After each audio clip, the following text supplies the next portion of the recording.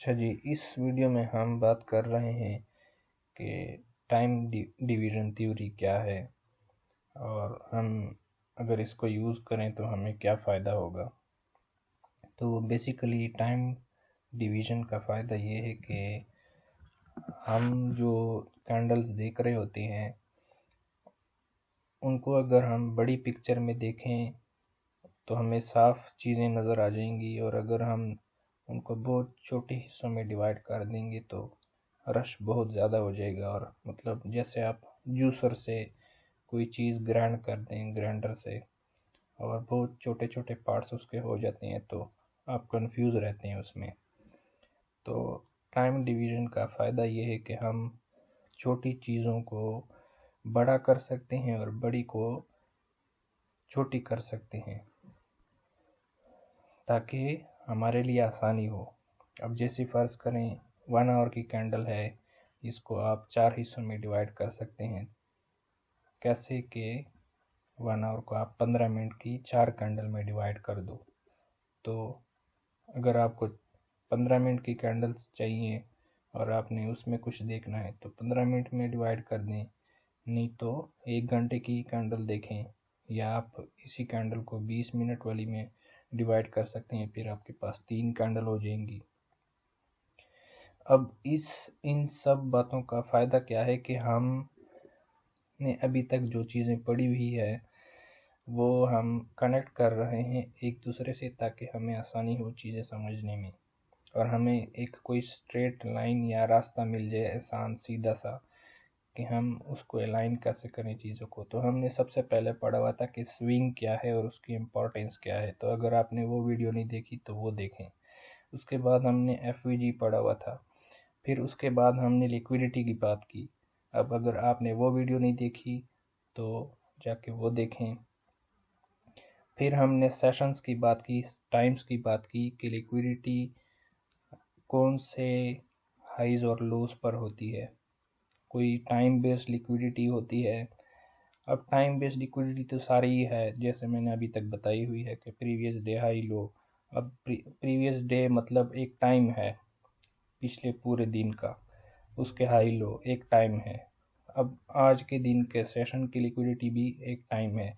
इसके अलावा भी जो लिक्विडिटी होती है उसके बारे में आज हम बात कर रहे हैं। तो अगर आप इस वीडियो को सही से 1-2 दफ़ा देख लें और समझने की कोशिश करें तो आपको काफ़ी आसानी हो जाएगी, और आप इस वीडियो की मदद से, मुझे पूरी उम्मीद है कि अपना एक खुद का मॉडल तैयार कर सकते हैं। ये यूनिवर्सल मॉडल है। मैं आपको मार्केट स्ट्रक्चर सारी चीज़ें सिर्फ इशारों में भी अगर आपको इस वीडियो में बता दूं, तफसील ना भी बताऊं, तो आप समझ जाएंगे कि असल में जो लोग आपको चीज़ें बेच के बताते होते हैं और वो भी पूरी तरह वो एक्सप्लेन नहीं कर पाते आपके सामने, बस उन्होंने जो रटा रटाया किसी से सीखा होता है वो आपको बता देते हैं, और उनका खुद का कोई कॉन्सेप्ट क्लियर नहीं होता इन चीज़ों के बारे में।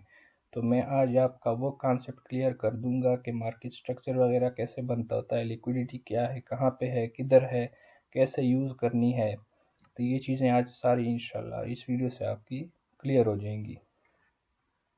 इसके बाद हमने टॉपिक पढ़ा था AMD वाला, यानी एकमुलेशन मैनिपुलेशन डिस्ट्रीब्यूशन, के मार्केट रेंज करती है और फिर उसके बाद मैनिपुलेशन करती है, स्टॉप हंट करती है, और फिर डिस्ट्रीब्यूशन हो जाती है, एक्सपेंशन होती है।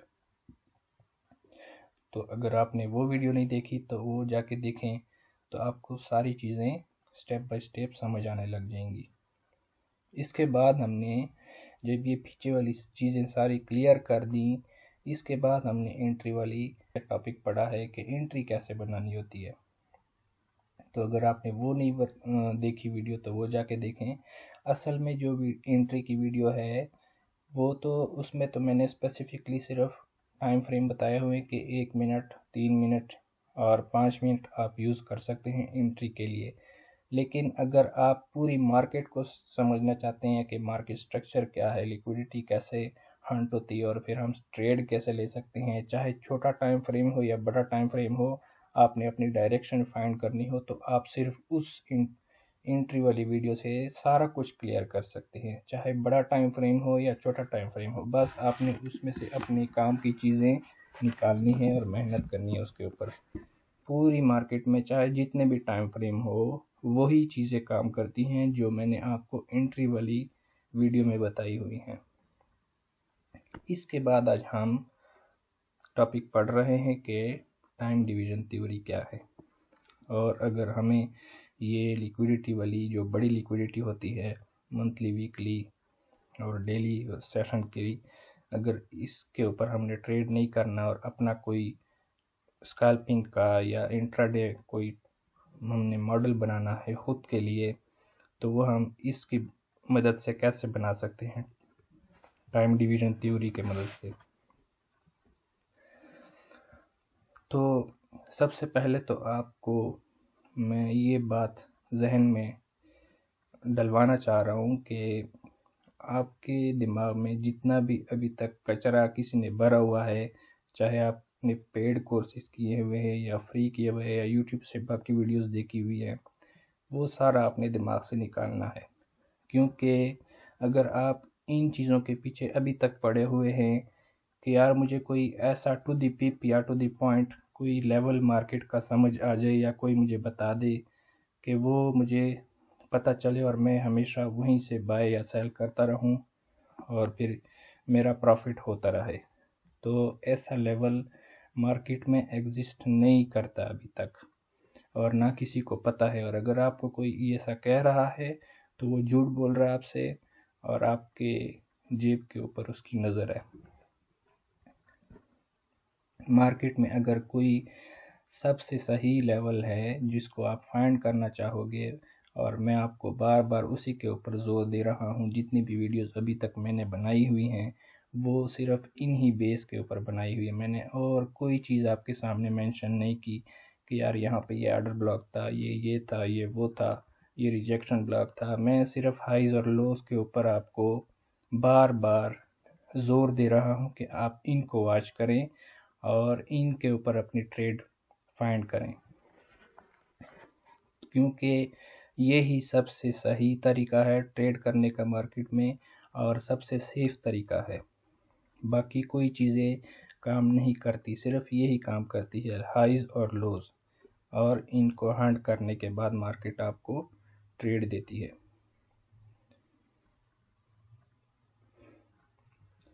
अब आपने सुना हुआ है, और अभी तक जितने भी आपने कोर्सेज वगैरह किए हुए हैं चूरन सेलर से, वो आपको कह रही होती हैं कि मार्केट हायर हाई इस तरह और हायर लो बना के जा रही होती है, लेकिन उनको ये नहीं पता और ना आपको ये बता सकते हैं कि असल में इनके बीच में हो क्या रहा होता है कि मार्केट ऐसे जाती है।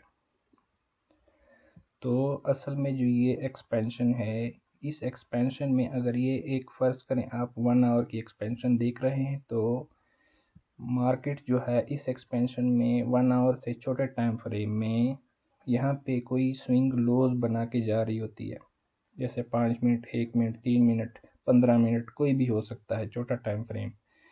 उसमें ये स्विंग लो बना के जा रही होती है, फिर मार्केट उस स्विंग लो को उड़ाती है, यानी उसकी लिक्विडिटी लेती है और फिर एक्सपेंड करती है, फिर किसी स्विंग लो की लिक्विडिटी लेती है यहाँ पे, जो कि आपको 1 आवर में नज़र नहीं आ रहा होता लेकिन छोटे टाइम फ्रेम में होता है।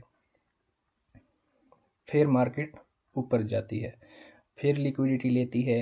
अब इनको लोगों ने डिफरेंट नाम दिए हुए हैं कि ये एक्सपेंशन है और ये रिट्रेसमेंट है। एक्सपेंशन को सभी एक्सपेंशन या डिस्ट्रीब्यूशन कहते हैं, और इस लेग को जो ऊपर से नीचे आ रही होती है, अगर मार्केट बुलिश है तो इसको कोई रिट्रेसमेंट कह रहा होता है, कोई मैनिपुलेशन कह रहा होता है, और कोई स्टॉप हंट कह रहा होता है। ठीक है, तो मैं इन सब को ये कह रहा हूँ कि ये लिक्विडिटी ले रही है और ये मैनिपुलेशन स्टॉप हंट है, रिट्रेसमेंट नहीं है। रिट्रेसमेंट अगर है भी तो क्यों है कि मार्केट लिक्विडिटी लेने आ रही है फिर वापस जाएगी, अगर लिक्विडिटी नहीं ली तो नहीं जाएगी। अब जब ये मार्केट ऐसे ऊपर और नीचे जा रही होती है तो इसके बीच में आपने लोगों से सुना होगा कि ये इस तरह की चीज़ें एग्जिस्ट करती हैं कि ये PDA बन रहे होते हैं, प्रीमियम और डिस्काउंट के, order blocks, gaps, liquidity wide breaker blocks, mitigation block. यानी अगर मार्केट ऊपर है तो ये चीज़ें हमारे सेल के लिए काम करेंगी, और अगर नीचे है तो बाय के लिए काम करेंगी। ऐसे अभी मार्केट नीचे आ रही थी, मार्केट ने क्या किया, सेल साइड लिक्विडिटी ली और फिर बाय साइड की लिक्विडिटी ले ली। अब मार्केट ऊपर जाना स्टार्ट हो गई है। अब यहाँ पे मार्केट ने क्या किया कि यहाँ पे बाय साइड लिक्विडिटी ली और फिर सेल साइड लिक्विडिटी ले ली। तो ये हमारे पास यहाँ से यहाँ तक क्या बन गई, एक डीलिंग रेंज बन गई। ठीक है, कि मार्केट ने जब भी मार्केट बाय साइड और सेल साइड लिक्विडिटी दोनों तरफ ले लेती है, तो इसका मतलब इससे पहले वाले स्विंग में जहाँ पे ये काम हुआ था, यानी यहाँ पे कि यहाँ पे भी बाय साइड और सेल साइड दोनों लिक्विडिटी मार्केट ने ली थी, तो यहाँ से यहाँ तक ये एक डीलिंग रेंज बन जाती है। डीलिंग रेंज वगैरह इन चीज़ों के बारे में मैं अलग से हर टॉपिक के ऊपर वीडियो बनाऊंगा, लेकिन इन सब चीज़ों का कोई फ़ायदा नहीं है। मैं आपको पहले से बता दूं, अगर आप मेरी बातें अभी से सिर्फ हाइज और लोज के बारे में समझ जाएं, ये देखें मैंने सबसे प्रायोरिटी किसको दी हुई है, नंबर 1 पे रखा हुआ है हाई और लोज। तो बाकी इन चीज़ों की आपको ना समझने की ज़रूरत है, ना आपको सर खपाने की ज़रूरत है। अब ये यहाँ से डीलिंग रेंज बन गई है, तो मार्केट क्या करेगी कि 50% तक आके आपको यहाँ से, अगर आप सेलर हैं तो आपको सेल दे सकती है, और फिर यहाँ तक भी आके आपको सेल दे सकती है। अब ये मार्केट की मर्जी है कि इसने कितना नीचे या ऊपर जाना है।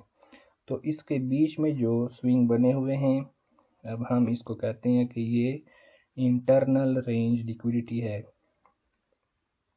और ये जो ऊपर बाहर वाले स्विंग बने हुए हैं, इसको हम कहते हैं कि ये एक्सटर्नल रेंज लिक्विडिटी है। अब अगर हम सिर्फ इस एक लेग के ऊपर, ये वाली लेग बनी हुई है, इसके ऊपर फोकस करें और जूम करके देखें, तो हमें क्या नज़र आता है कि मार्केट ऐसे ऊपर गई, फिर यहाँ पे इसने रेंज किया और ये इस तरह के लो बन गए मार्केट में। इस एक्सपेंशन लेग में जब मार्केट ऊपर गई तो रेंज करते हुए इसने लो बनाए, फिर रिट्रेसमेंट जो है, जिसको आप रिट्रेसमेंट कहते हो, मैं मैनिपुलेशन या स्टॉप फंड कहता हूँ, वो लेग यहाँ पे इस लो की लिक्विडिटी लेने के बाद ऊपर जाना स्टार्ट हो गई। फिर ये वाली एक्सपेंशन होगी, इसमें फिर यही सीन होगा कि मार्केट वापस आएगी, इन लोज की लिक्विडिटी लेगी और ऊपर जाएगी। अब ये देखें, ये USD JPY का 1 आवर का चार्ट है, और इसमें ये सिर्फ एक कैंडल है, बाकी नीचे कुछ नहीं, ना फेयर वैल्यू गैप, ना ऑर्डर ब्लॉक, कुछ भी नहीं है। और यहाँ से मार्केट बाय गई है, फिर नीचे क्लोजिंग दी है सेल। ठीक है, अब ये इसमें मैंने ये लेवल्स मार्क किए हुए हैं, यहाँ पे कोई PDR आपके पास नहीं है, order block, fair value gap कुछ भी नहीं है, लेकिन मार्केट बाय गई है। अब अगर हम इसको छोटे टाइम फ्रेम के ऊपर जूम करके देखें तो हमें क्या नज़र आता है।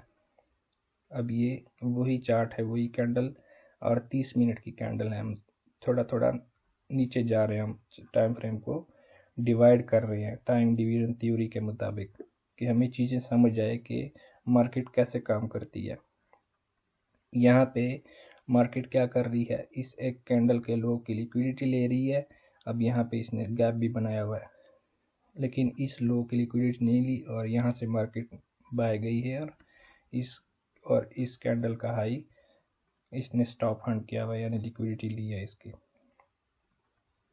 अब ये वही कैंडल्स हैं, और 5 मिनट में हम देख रहे हैं। अब ये यहाँ से क्या हुई है, एक्सपेंशन, और बीच में अगर आप इसमें देखो कोई गैप नहीं है, और ऑर्डर ब्लॉक भी ये वैलिड ऑर्डर ब्लॉक नहीं है। वैलिड ऑर्डर ब्लॉक अगर आपने कहीं पढ़ा हो अभी तक, तो लोग कह रहे होते हैं कि यार ऑर्डर ब्लॉक वो काम कर रहा होता है जिसने स्टॉप हंड किया हो और फिर क्या किया हो, फेयर वैल्यू गैप दिया हो बीच में। यहाँ पे कोई फेयर वैल्यू गैप होना चाहिए, स्टॉप हंड होना चाहिए, फिर मार्केट बाय जाए।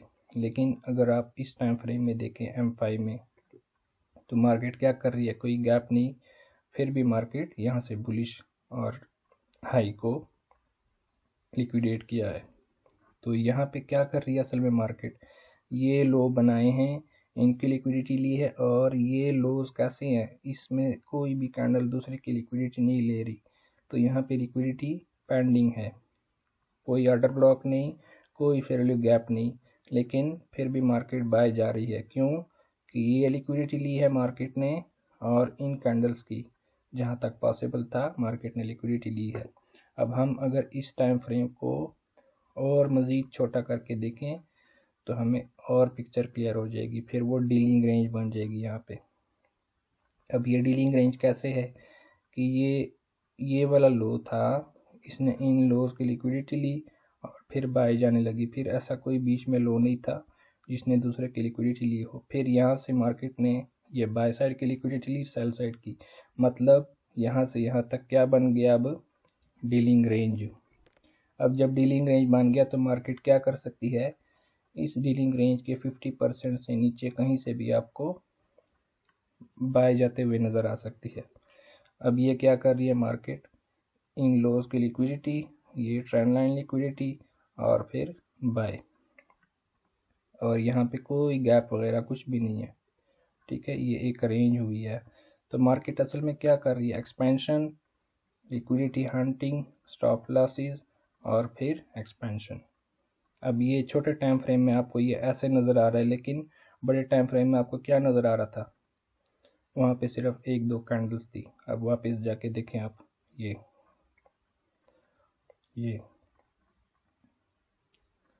अब ये देखें और इसको देखें, ये आपको सिर्फ ऐसे नज़र आ रहा था हायर हाई बनाते हुए। असल में पिक्चर क्या थी यहाँ पे, ये वाली, मार्केट क्या कर रही थी, यहाँ से सेल साइड की लिक्विडिटी ली थी और यहाँ से बाय साइड की। अब इसके बीच में जो है वो इंटरनल रेंज लिक्विडिटी है, मार्केट ने वो हंट की और फिर बाय निकल गई 50% से नीचे। अब अगर आप बायर हैं तो बाय के लिए ये वाली पीडी एरिया देखेंगे, और इन सब से अच्छी पीडी एरिया कौन सी होगी, ये वाला लो, एक्सटर्नल रेंज लिक्विडिटी, जो इस टाइम फ्रेम में होगा। बाकी इनमें से फिर कोई भी पीडी एरिया आपका काम कर सकती है, लेकिन वो हाई प्रोबेबिलिटी नहीं होती फिर, जिसके ऊपर मैं हमेशा आपको जोर दे रहा हूँ कि आप उसके ऊपर काम करें। अब अगर हम एक कैंडल को देखें, ये सारी चीज़ें अगर आपको अभी भी समझ नहीं आई तो अभी उम्मीद है आपको क्लियर हो जाएंगी चीज़ें, कि ये एक कैंडल है, ठीक है, और ये बुलिश कैंडल है, और ये इसकी ओपनिंग है और ये क्लोजिंग है। तो अगर हम इसको बार कैंडल के मुताबिक, ये कैंडल स्टिक है, चार्ट में दो तीन तरह की कैंडल स्टिक होती है, एक तरफ बार होती है और एक ये कैंडल स्टिक होती है। ये भी सेम है कि यहाँ पे ओपनिंग हुई है, ये लो लगाया और हाई और क्लोज। और अगर हम इसी चीज़ को लाइन के मुताबिक देखें तो इस तरह आपको नज़र आती है ये। अब ये तीनों एक जैसी हैं, ठीक है। अब ये कैंडल जो है ये असल में यहाँ पे क्या बना रही है, स्विंग लो और स्विंग हाई, इससे छोटे वाले टाइम फ्रेम में, यानी ये यहाँ पे तो एक कैंडल है, लेकिन छोटे टाइम फ्रेम में ये क्या बना रही है, स्विंग लो और स्विंग हाई। चलो देखते हैं कैसे बना रही है।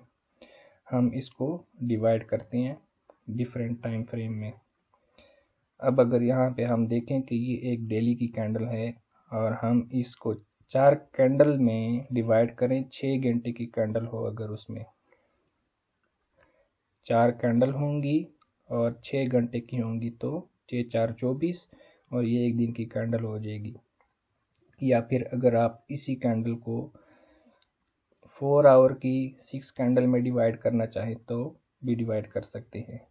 अब ये यहाँ पे 4 आवर की कैंडल्स हैं जिन्होंने ये स्विंग लो बना दिया है, फिर मार्केट बाय जाने लगी है, ये बाय गई मार्केट।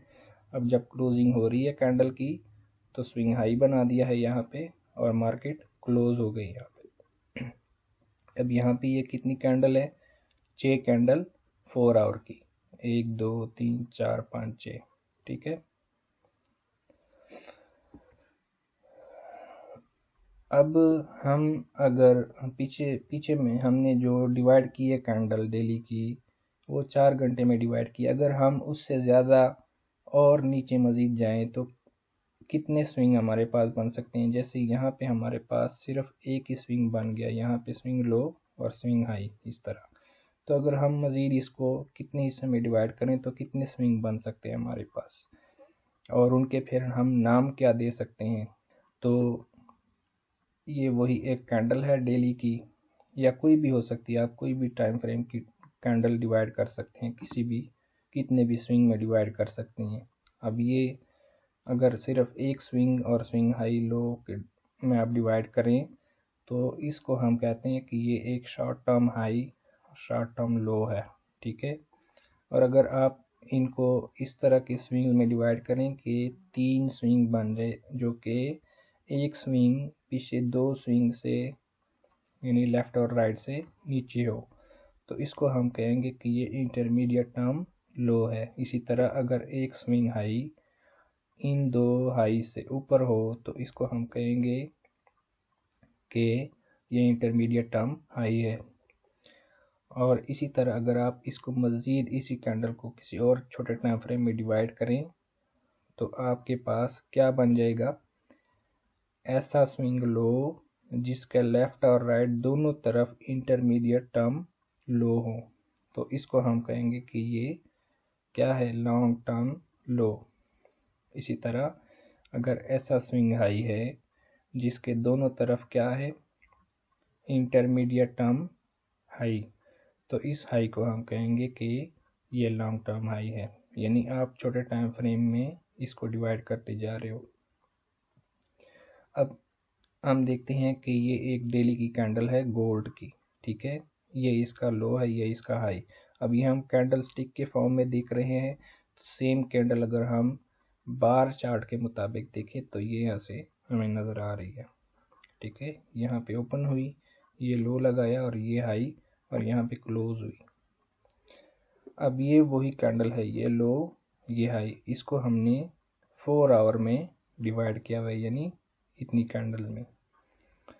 और ये मार्केट ने क्या की है, एक एक्सपेंशन। अब मैंने आपको बताया था कि एक्सपेंशन जब मार्केट करती है तो इसके बाद क्या करती है, थोड़ी सी रेंज, मैनिपुलेशन और फिर डिस्ट्रीब्यूशन, ठीक है।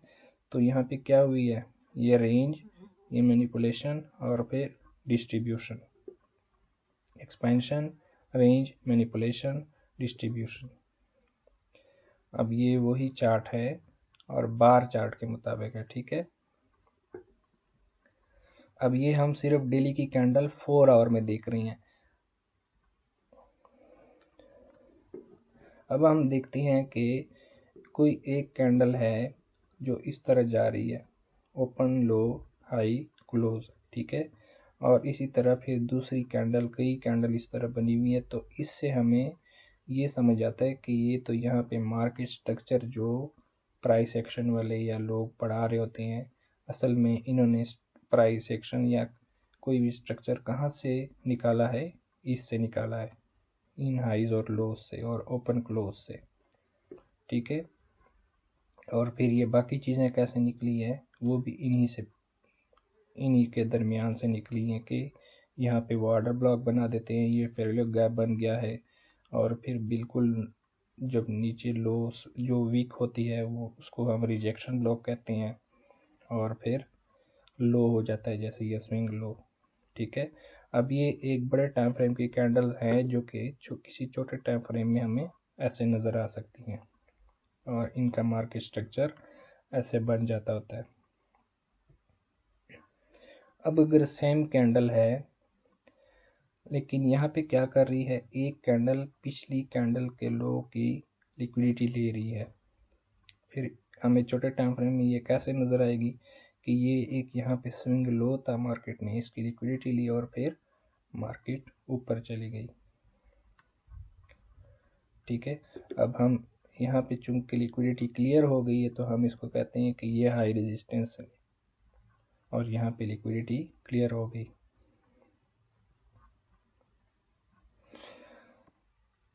अब दूसरी सिचुएशन क्या हो सकती है, पिछली सिचुएशन में मार्केट ने सिर्फ एक ही कैंडल में लो स्वीप करके ऊपर क्लोजिंग दी थी।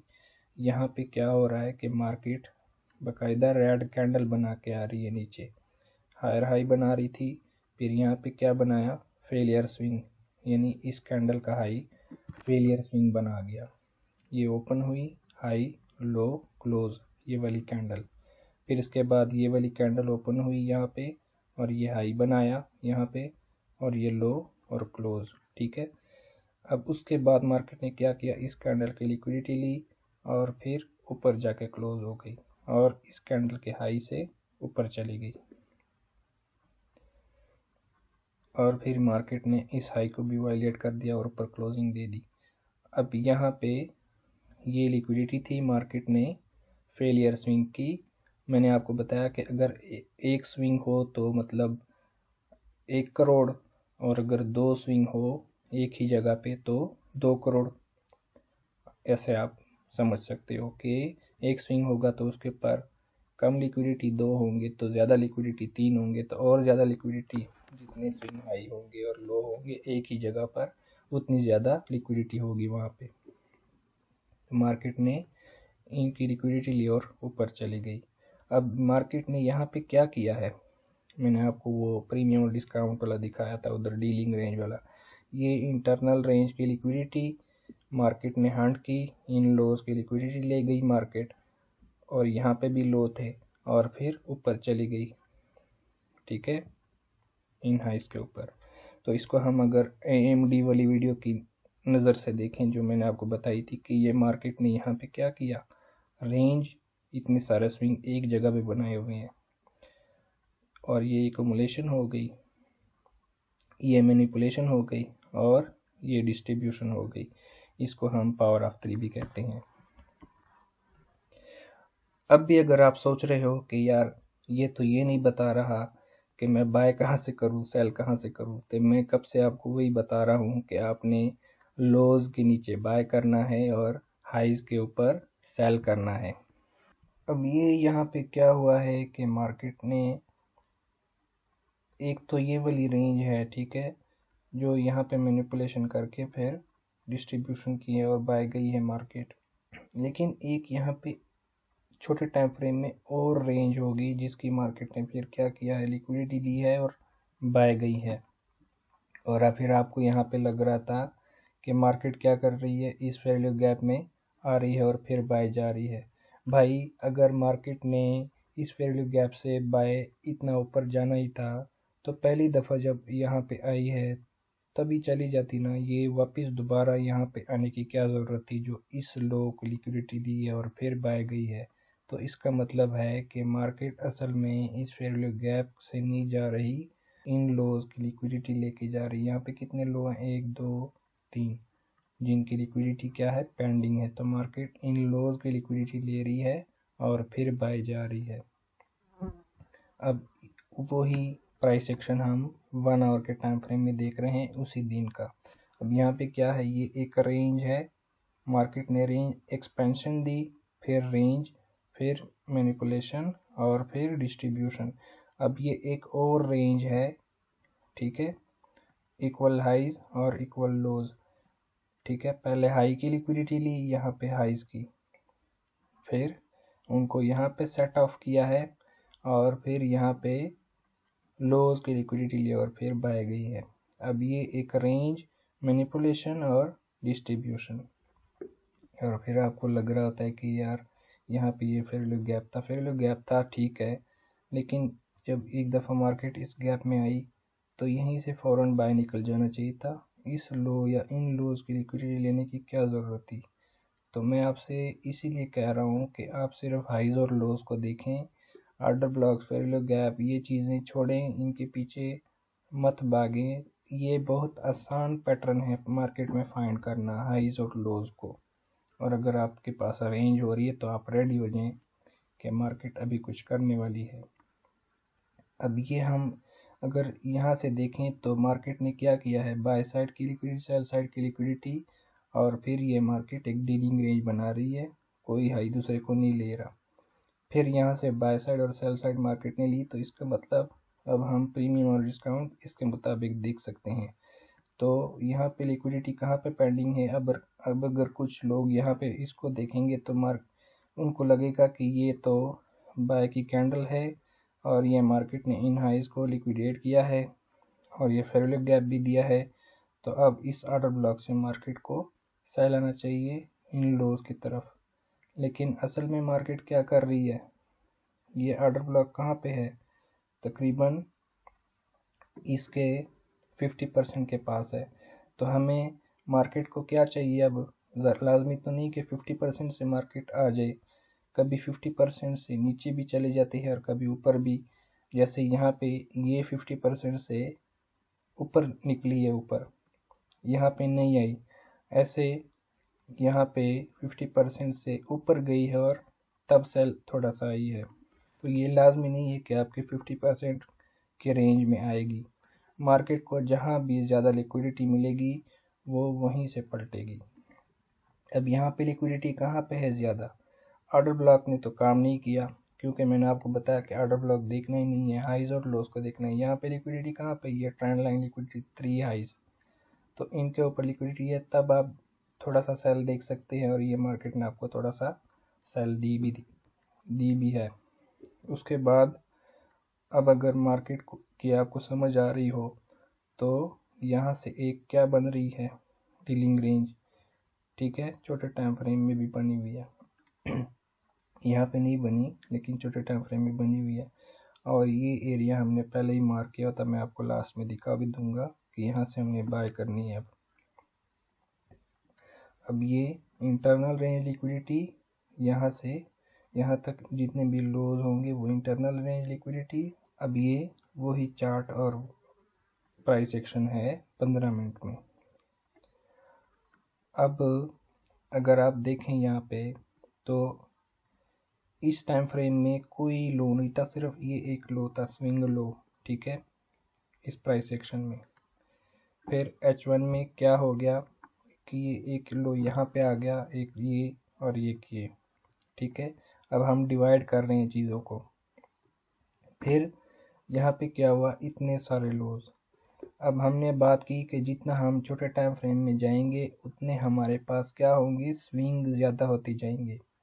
और हर स्विंग का आपको नाम भी बताया है कि जब ऐसा स्विंग हो जिसके लेफ्ट और राइट में शॉर्ट टर्म स्विंग हो यानी सिंगल स्विंग हो, तो उसको हम कहेंगे कि ये इंटरमीडिएट टर्म स्विंग है, जिसकी इस तरह की सिंबल मैंने रखा हुआ है, खाली ट्रायंगल जो है।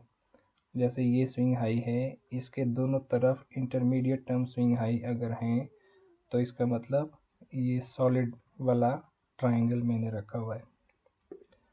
अब मार्केट क्या कर रही है, इन पहले तो जब बाय गई है छोटी सी रेंज की है यहाँ पे मार्केट ने और इन स्विंग्स की लिक्विडिटी ली है, ठीक है।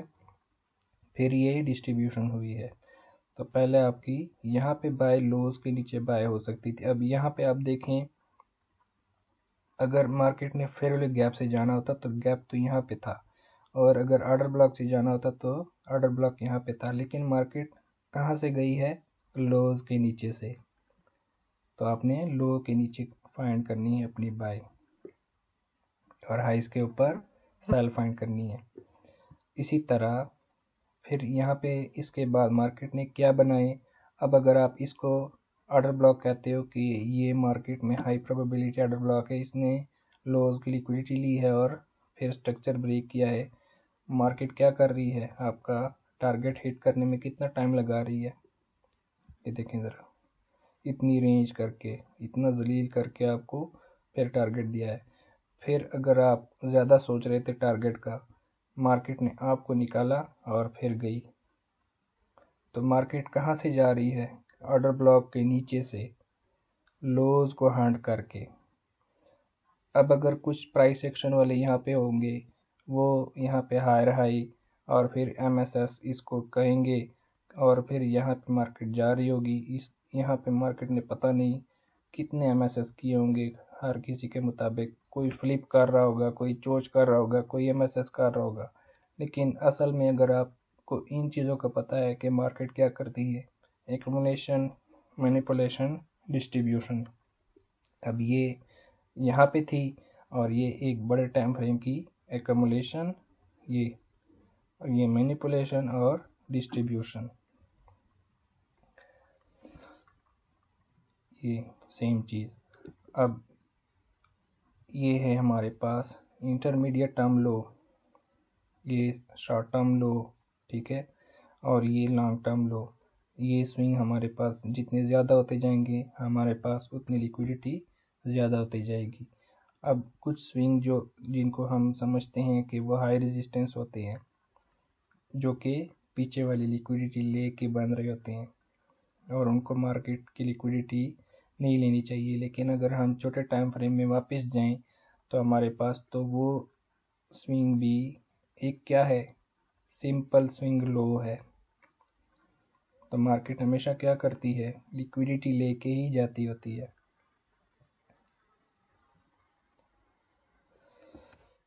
और फिर कुछ मेंटर्स जो कि चूरन बेच रहे होते हैं, वो आपको कहते हैं कि मार्केट जब कोई इंटरमीडिएट टर्म लो या लॉन्ग टर्म लो या हाई ब्रेक करे तो मार्केट की डायरेक्शन चेंज हो जाती है, और फिर अगर बाय जा रही तो सेल चली जाती है। अब यहाँ पे ये देखें, ये क्या है, एक लॉन्ग टर्म लो M5 का, वही लो है।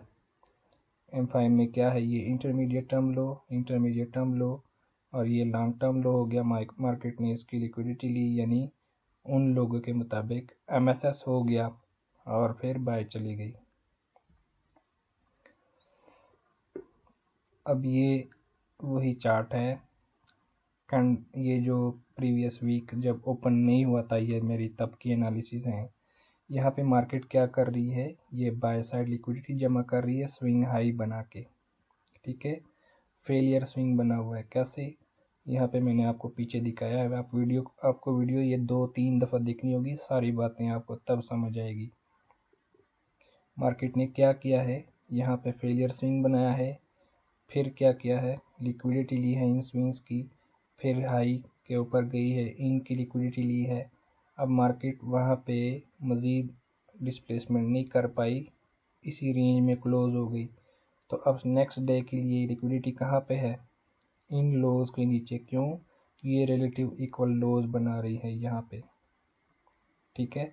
अब मैंने मार्केट ओपन होने से पहले, ये मार्केट अभी ओपन नहीं है, यहाँ पे आपको नज़र आ रहा है, ठीक है, 10 मार्च को मार्केट ओपन होने से पहले ये चीज़ मार्क की हुई है कि मार्केट थोड़ा सा ऊपर जाएगी, क्योंकि यहाँ पे लिक्विडिटी क्लियर कर चुकी है।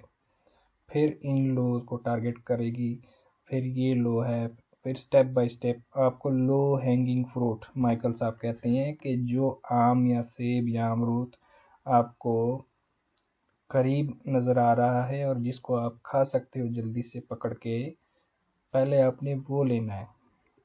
अब यहाँ पे करीब तरीन लिक्विडिटी कौन सी है, ये, फिर ये। अब ये नहीं करना आपने कि मार्केट को ज़बरदस्ती फोर्स करवाना है कि नहीं अब भाई आपने ये भी लेनी है, ये भी लेनी है। जितनी आपको मिल रही है उतनी आपने लेनी है, फिर बाकी आपने देखना है, वहाँ पे जज करना है प्राइस एक्शन को कि मार्केट रिवर्स कर सकती है या मज़ीद आगे जा सकती है। अब ये वही है, ये यहाँ पे कितने हाई हैं, 1 2 3 4। मार्केट ने इन हाइज की लिक्विडिटी ली, जो कि यहाँ पे सिर्फ 2 कैंडल आपको नज़र आ रहे हैं। और फिर क्या किया, अब लोज के नीचे 1 2 3 4 लो की लिक्विडिटी ली। अब मैं इसको कैसे देख रहा हूँ कि ये एक पूरी रेंज, और मेरे लिए अब चूंकि आपको ये समझ आ रहा होगा कि ये लिक्विडिटी ली है, लेकिन ये जब इतना छोटा सा स्टॉप हंट हो जाए तो ये जब उसी वक्त काम कर जाए तो ठीक है, उसके बाद आपने इसको इक्वल हाई ही कंसीडर करना है। क्योंकि आप थोड़ा सा दूर से इसको देखेंगे तो आपको ये नज़र भी नहीं आएगा कि ये यहाँ पे स्टॉप हंट हुआ है। ये जब बंद रहा होता है तब काम कर रहा होता है, उसके बाद नहीं कर रहा होता। उसके बाद आपने इन सब को इक्वल हाइज कंसीडर करना है। अब यहाँ पे क्या कर रही है मार्केट, रेंज, ये मैनिपुलेशन, और फिर डिस्ट्रीब्यूशन कहाँ पे होनी चाहिए, जब यहाँ पे मार्केट ने लिक्विडिटी ले ली बाय की तरफ। अब ये जो मैंने आपको प्राइस एक्शन दिखाया, इनमें वो जो ये मेरे टारगेट थे कि मार्केट यहाँ से ऊपर जाएगी, फिर सेल आएगी, फिर ये टारगेट है 2891 का, 2881 का, और फिर इस तरह जाते हुए। तो ये दो टारगेट मार्केट ने हिट किए हैं। उसके बाद मार्केट कहाँ पे गई है? ऊपर। अब ऊपर जाने के लिए मैंने यह मॉडल जो है आपको बताया हुआ कि इस तरह इक्वल लोज हो लिक्विडिटी वाली वीडियो में मैंने बताया है, और मार्केट क्या करे, ठीक है, और मुझे ऊपर लिक्विडिटी नज़र आ रही हो और मार्केट क्या करे, यहाँ पे इन्वर्जन बना दे, तो लिक्विडिटी वाली वीडियो आप देखें तो ये मॉडल आपको समझ आ जाएगा, जिसकी प्रिडिक्शन मैंने पहले ही की हुई है, आपके सामने की हुई थी यहाँ पे। ये वही H1 का चार्ट है, और ये 4 बजे का टाइम है 10 मार्च को, ठीक है। मार्केट अगर इस इन्वर्जन को इन्वर्ट करती है पैरेलल गैप को, तो हम यहाँ से बाय देखेंगे। हमारे टारगेट क्या होंगे? 29.30 और 29.56। और ये फिर मार्केट ने वैसे ही किया था, इसको इन्वर्ट किया था, और फिर ये M1 में यहाँ पे एंट्री बनी थी 1.58 पे लंदन के सेशन में 11 तारीख को, और फिर वो वाले टारगेट हिट भी हो गए थे। ये टारगेट हिट हो गए थे, और अगर मैं इसी ट्रेड को यहाँ से जो एग्जीक्यूट की थी, अगर मैं यहाँ तक होल्ड करता तो ये 1012 पिप्स बनते हैं, जिसका आरआर बनता है 72 का। अब इतनी ट्रेड आपको किसी ने लेनी नहीं सिखाई, तो मैं सिखा रहा हूँ, और अगर आपको मेरी बातों पे यकीन नहीं है तो अभी हम जाके देखते हैं कि क्या आप ऐसा कर सकते हैं या नहीं कर सकते। चलो ये ठीक है, आप मान लेते हैं कि यार ये तो जब मार्केट चली गई है और वैसा हो गया है, तब आप जाके हमें ये दिखा रहे हो ये चीज़ें। हमें कोई ऐसी चीज़ बताओ, ऐसा सबूत दो कि वाकई जो आप कह रहे हो वो चीज़ें काम कर रही हैं, तब हम माने, या इसके ऊपर हम मेहनत करें। तो मैं आपको दिखाता हूँ कि यहाँ पे आप जाएंगे मेरे चैनल पे, वीकली एनालिसिस फॉरकास्ट वाला चैनल होगा, इसमें आप जाएंगे, इस वीडियो को देखेंगे, गोल्ड लॉन्ग टर्म फोरकास्ट 1 जनवरी 2025, जो कि 1 जनवरी को मैंने अपलोड की है, ठीक है। अब इस वीडियो को आप जाके देखेंगे तो आपको ये वीडियो नज़र आएगी सामने, जो कि मैंने 1 जनवरी को अपलोड की है, ठीक है। अब इसमें आप देखें ज़रा मैं क्या कर रहा हूँ।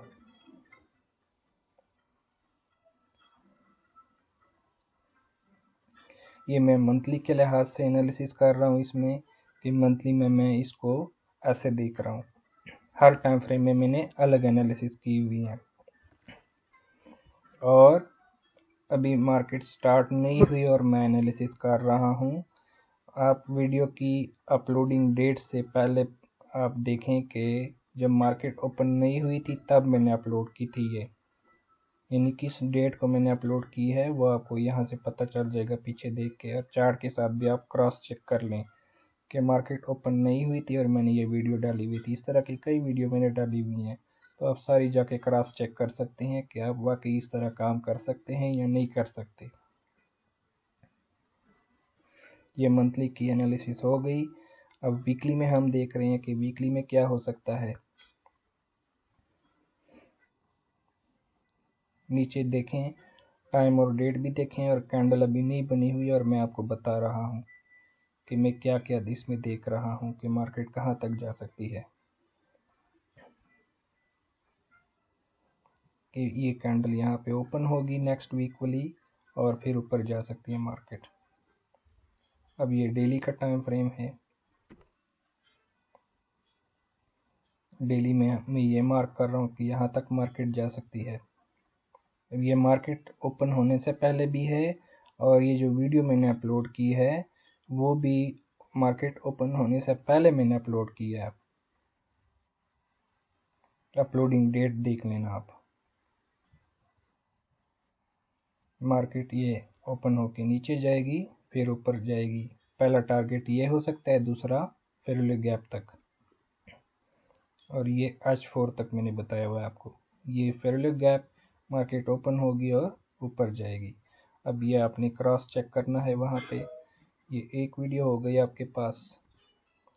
इसी तरह आपके पास USD JPY हम देख लेते हैं। ये कौन सी वीडियो है? USD JPY वाली 3 to 7 जनवरी, ठीक है, ये वाली वीडियो। इसकी अब अपलोडिंग डेट क्या है? 1 फरवरी 2025, ठीक है। यहाँ पे हम देख लेते हैं इसको। ये मेरी एनालिसिस है।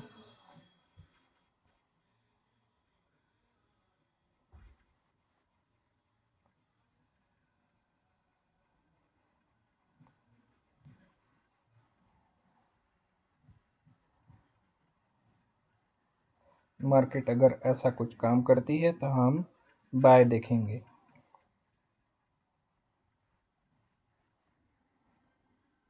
ये change in state of delivery अगर हो जाए और ये फेयरवैल्यू गैप इन्वर्ट हो जाए तो हम बाय देखेंगे। और फिर हमारा टारगेट क्या होगा? ये हाई। अब ये H4 में हम देख रहे हैं मार्केट ओपन नहीं है। मैं ओपनिंग से पहले वीडियो अपलोड कर रहा हूँ। ये इन्वर्जन है, मार्केट को यहाँ से बाय जाना चाहिए। और ये H1 का इन्वर्जन है और ये लोज मैंने मार्क किए हैं कि एक यहाँ से बाय मिल सकती है आपको और एक यहाँ से बाय मिल सकती है। अब ये चीज़ें आपने क्रॉस चेक करनी है। चलो हम खुद ही कर लेते हैं। यहाँ पे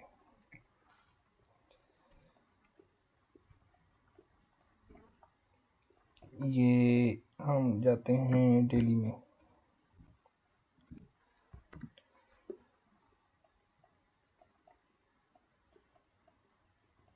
ये 2 जनवरी ये वाली कैंडल बनी हुई थी और ये नहीं बनी। अपलोडिंग से पहले मैं वीडियो अपलोड कर रहा हूँ, 2 जनवरी की कैंडल से पहले मार्केट ये इस फेयरवैल्यू गैप तक गई है। अब अगर यहाँ से यहाँ तक आप पिप्स देखें तो ये आपको मिले हैं 443 पिप्स, ठीक हो गया।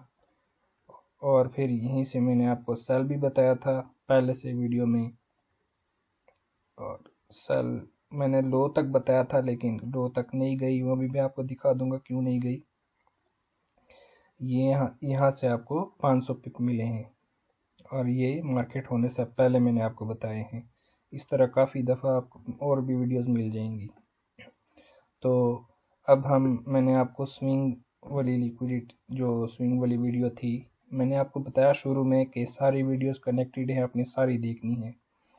अभी भी मैंने आपको कुछ चीज़ें बताई हैं हाई रेजिस्टेंस लो रेजिस्टेंस वाली, तो अब ये आपको नज़र आ जाएगी कि ये क्या है। यहाँ पे ये चीज़ मैंने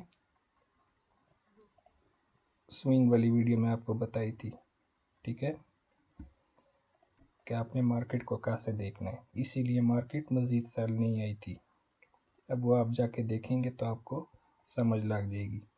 इसी तरह हम JPY की देख लेते हैं। ये वाली प्राइस एक्शन यहाँ पे थी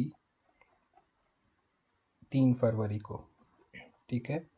मैंने आपको वीडियो में बताया था कि अगर मार्केट क्या करती है, ऐसे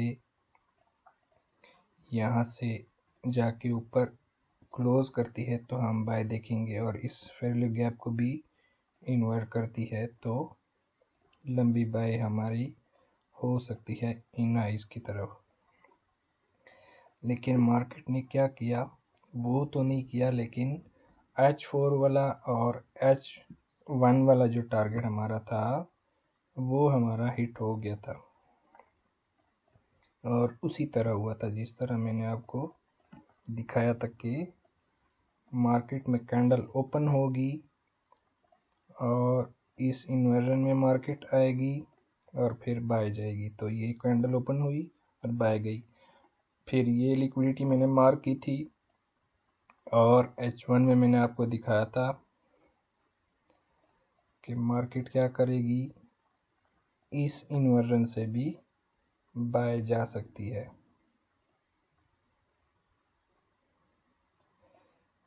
ये लिक्विडिटी लेकर